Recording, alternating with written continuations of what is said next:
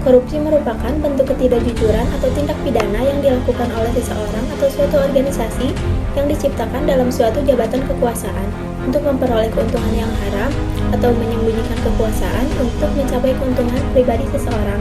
Korupsi juga melibatkan banyak kegiatan seperti penyuapan, penggelapan, penjualan barang, dan tindak praktik hukum di banyak negara.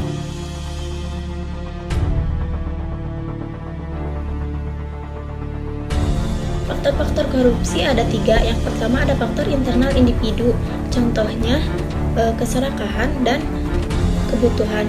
Yang kedua ada faktor eksternal, yaitu politik, kebutuhan politik, dan instabilitas politik. Yang ketiga adalah sifat selalu merasa kurang.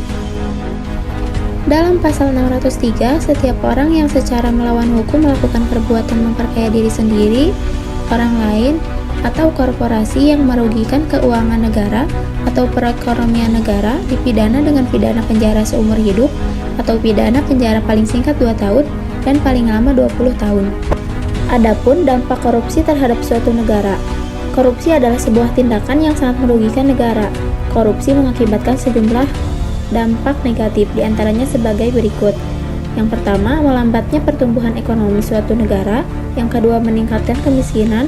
Yang ketiga, menurunnya investasi. Yang keempat, meningkatkan ketimpangan pendapatan. Dan yang kelima, menurunkan tingkat kebahagiaan masyarakat suatu negara. Dan apa solusi terjadinya korupsi?